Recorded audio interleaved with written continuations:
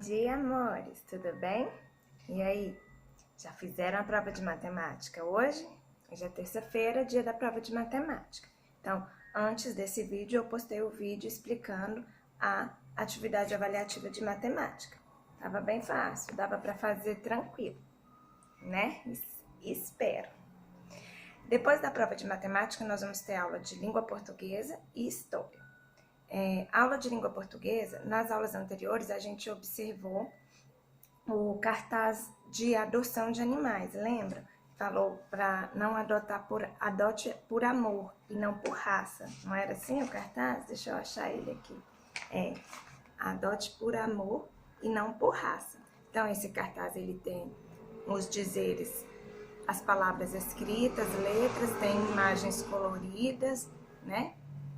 Bem colorido o cartaz, adote por amor e não por raça.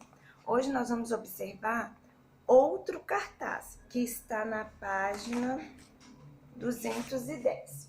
Olha só, esse cartaz, ele tá dando uma ordem pra gente, olha só. Higienize suas mãos. A palavra, o verbo higienize, tá mandando a gente fazer o quê? Lavar as nossas mãos. Né? Olha o tanto de vírus e bactérias nas mãozinhas, se a gente não lavar bem as mãos. E olha como que são as coisas, né?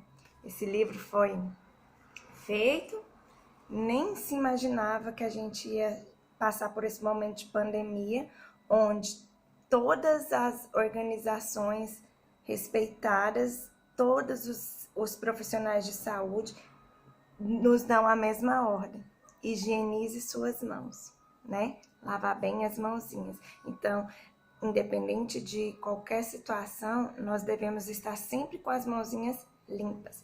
Então, as atividades que nós vamos fazer agora vão estar relacionadas com este cartaz da página 210. Higienize suas mãos. Então, o verbo higienize está dando o que pra gente? Uma ordem. Higienize as suas mãos. Lave as suas mãos. Deixe as suas mãos bem limpinhas.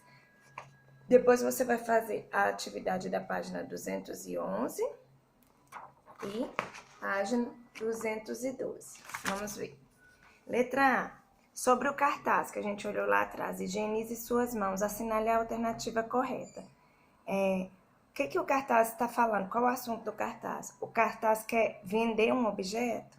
O cartaz apresenta uma campanha de higienização das mãos feita pelo Ministério da Saúde? O cartaz não conscientiza sobre a higienização das mãos? O cartaz é destinado somente às crianças? O cartaz é destinado somente aos adultos? Não, né, gente?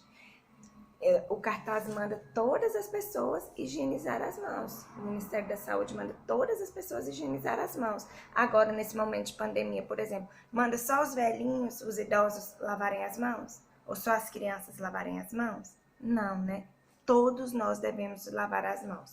E esse cartaz, então, o público-alvo dele são todas as pessoas, né? De todas as idades, pessoas de todas as idades. Pessoas crianças, pessoas adultos, pessoas jovens, adolescentes, idosos. Esse cartaz aqui, o público-alvo dele são todas as idades. Então, qual é a alternativa que está correta? Aquela que fala que o cartaz representa uma campanha de higienização das mãos, né? Você leia todas e responda. Releia a frase. Higienize suas mãos. Qual é o sentido do verbo higienize nessa frase? Está nos dando o quê? Uma ordem, está mandando. Higienize suas mãos, ou seja, lave suas mãos. Qual é o público-alvo da campanha?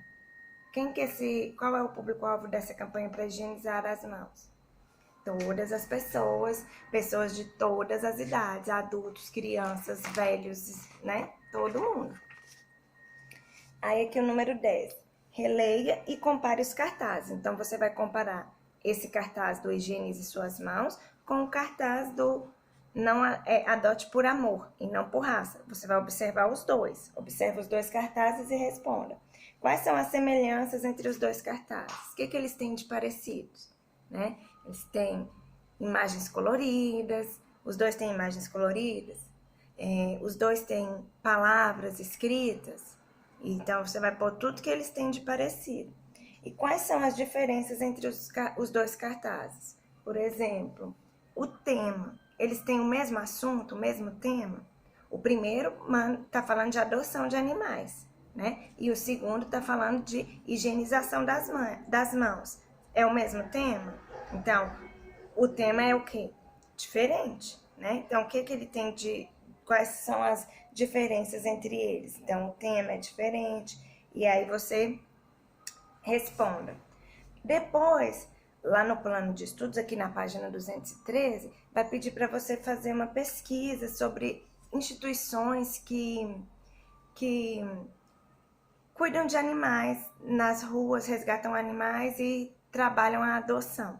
Como nós não podemos, e pede para entrevistar essas instituições devido à pandemia, vocês leiam lá no plano de estudos, a gente vai mudar um pouco e você vai pesquisar, pede ajuda para o papai ou para a mamãe para pesquisar. Se na nossa cidade, Aparecida de Goiânia, tem alguma instituição que trabalha com adoção de animais, você pesquisa o nome, anota tudo no seu caderno e depois a gente compartilha, certo? Se não tiver em Aparecida de Goiânia, você pode ver se tem em Goiânia, que é mais perto.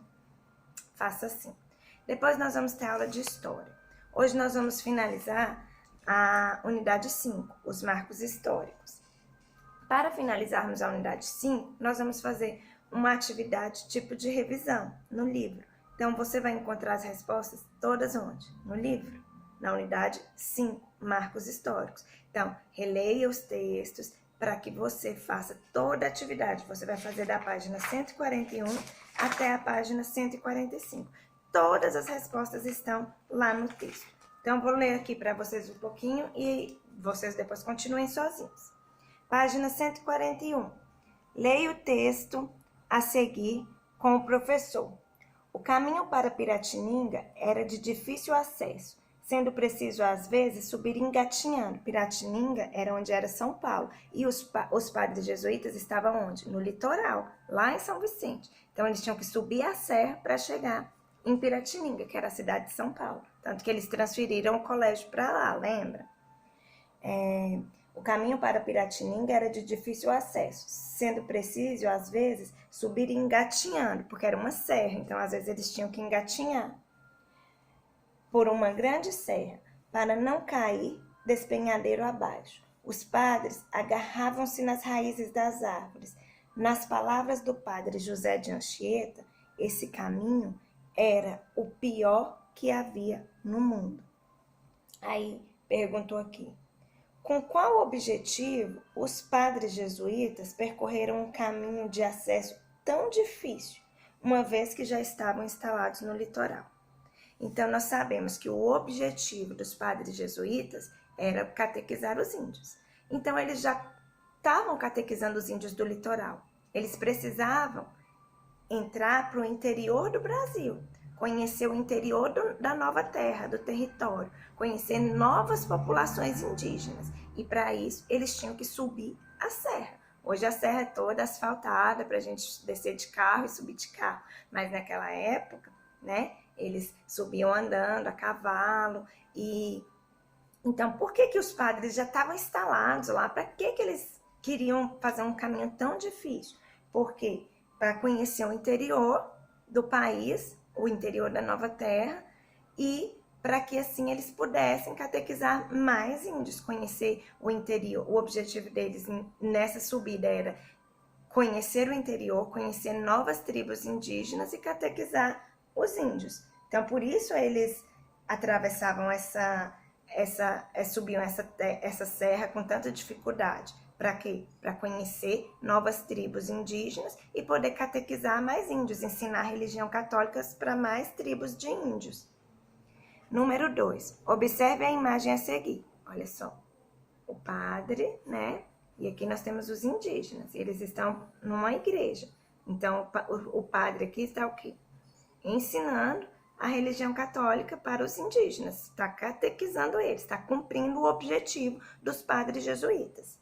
Essa tela chama Benedito Calixto Anchieta e Nóbrega na cabana de Pindabuçu, em 1920. Óleo sobre tela, coleção particular. Então, essa aqui é a tela que nós acabamos de ver. Aí na página 142, perguntou assim: relacione a imagem com as motivações, qual era o motivo que levaram os motivos que levaram os padres jesuítas a transferir o colégio localizado na Vila de São Vicente para o Planalto, batizando-o com o nome de Colégio de São Paulo de Piratininga. Então, a imagem mostrou o padre catequizando os índios, ensinando a religião católica para os índios. Então, qual era o objetivo dos padres? Sempre catequizar os índios. Então, aqui nós vamos responder. O objetivo dos padres era catequizar os indígenas. E então, eles tinham que conhecer mais tribos indígenas para que eles catequizassem mais pessoas, ensinassem a religião católica para mais pessoas. Então, qual era a motivação dos padres? Qual foi a motivação dos padres de mudar o colégio, que já estava lá no litoral em São Vicente, para São Paulo? A motivação era catequizar os índios, catequizar os indígenas. Então, os padres jesuítas, que faziam parte da Companhia de Jesus, eles tinham por objetivo catequizar os índios. Depois aqui vai falar assim, ó, complete o quadro a seguir com as informações sobre as duas invasões holandesas ocorridas no Brasil. Então, nós estudamos que os holandeses invadiram o Brasil por 2 vezes, sendo que na segunda vez eles se estabeleceram por 24 anos em Recife e mandaram o conde Maurício de Nassau para cuidar dessa parte. Então, aí aqui eu tenho a primeira invasão, o local, o ano que a primeira invasão ocorreu e quanto tempo eles permaneceram no Brasil. Depois, na segunda invasão, o local onde foi essa invasão, o ano em que ocorreu e quanto tempo eles permaneceram no Brasil. Tudo lá no texto. Então, essa página, essa atividade da página 141 até a página 145 é uma revisão da unidade 5. Todas as respostas vocês vão encontrar na unidade 5.